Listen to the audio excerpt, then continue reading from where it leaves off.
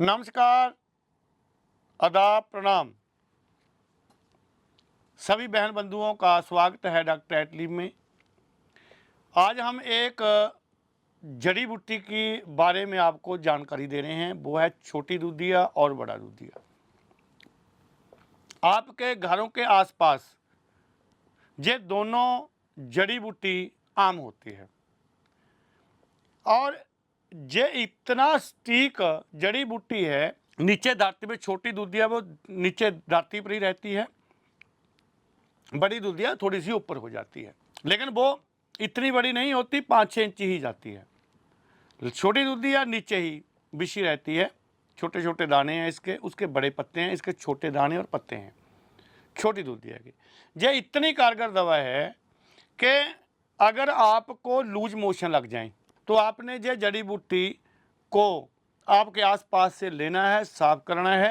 ज़्यादा सीधे कुट कर इसे इसका रस 2 या 3 चम्मच आप ले सकते हैं। आपका कैसा भी दस्त लगो, कैसी भी उल्टी लगी हो, तंतकाल बंद हो जाएगी। या दूसरा तरीका, इसको उबाल लेना है आपने करीब करीब 1 गिलास पानी में जब आधा रह जाएगा तो ठंडा होकर रोगी को दें, तो आपके जो दस्त हैं वो बिल्कुल ठीक हो जाएंगे। और किस रोगों में ये काम आती है? दे त्वचा के रोगों में, जिनको चमड़ी के रोग हैं और सूखी खुजली होती है, जहाँ घाव हैं, तो आपने क्या करना है, तो इसका सेवन आपने चूर्ण के रूप में या सीधे रस के रूप में या उबाल कर आपने सेवन करना है कुछ दिन। तो इससे आपका जो खुजली की चमड़ी की समस्या है वो ठीक होने लग जाएगी। अगर घाव भी है तो भी आप इसके रस को ऊपर लगा सकते हैं, तो घाव ये ठीक करेगा।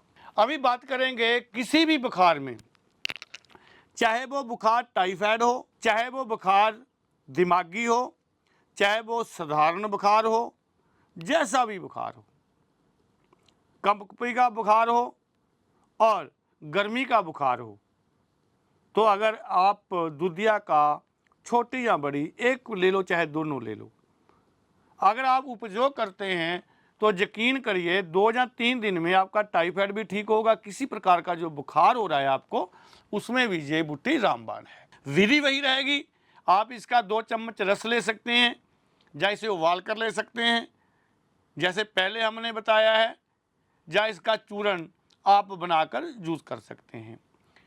जे आपने बनाना है, आसे पासे आपने बूटी की पहचान कर ली, उसको लेना है और उसके सुखा लेना है और उसका चूर्ण बनाना है, फिर ये सेवन करना है। और किस चीज़ में ये काम आएगा ये भी देख लें। अगर आपको श्वास की समस्या है, दम फूलता है, दमा है, तो आपने गर्म पानी से 1 चम्मच सुबह, 1 चम्मच शाम को, या जो विधि बताई है उससे आप ठीक हो जाएंगे। अगर आपको खून की अशुद्धि है तो ये योग आपके लिए रामबाण है। जो विधि आपने बताई है लेने की, वो विधि आपने करनी है, बहुत अच्छा रहेगा। अभी बात करेंगे शुगर रोगियों के बारे में। अगर शुगर रोगियों का ब्लड शुगर ज़्यादा रहता है, जब बड़ी रहती है, तो इसका सेवन आपके लिए रामबाण हो सकता है। आप इसे उपयोग करें और इसका रिजल्ट देखिए। और अगर पेट के कीड़े हों, छोटे बच्चों के पेट में कीड़े पड़ जाते हैं तो उनका खाया पिया नहीं लगता। छोटे बच्चों के पेट में, जब कई बार बड़े को भी, जब पेट में कीड़े होते हैं तो पेट दर्द भी रहेगा और खाया पिया भी बिल्कुल नहीं लगेगा, आदमी सूखता चला जाता है। अगर आप ये काढ़ा लेते हैं, इसका काढ़ा बनाकर बच्चे को 2-2 चम्मच देते हैं, तो यकीन करिए जूंदे ही वो जो क्रिमिनल हैं, जो कीड़े हैं, वो बाहर निकलने, क्रीमें बाहर निकलने शुरू हो जाएंगे। ये काढ़ा आपने बच्चे को सुबह, दोपहर, शाम पिलाना है। बड़े लोगों ने 3 बार आधा-आधा गिलास आपने लेना है अगर आपको पेट में कीड़े हैं। अगर आपको दस्त और कब्ज है, आपको दस्त भी लगे हैं और कब्ज भी रह रही है, दोनों में ये जो कारगर है विधि वही रहेगी।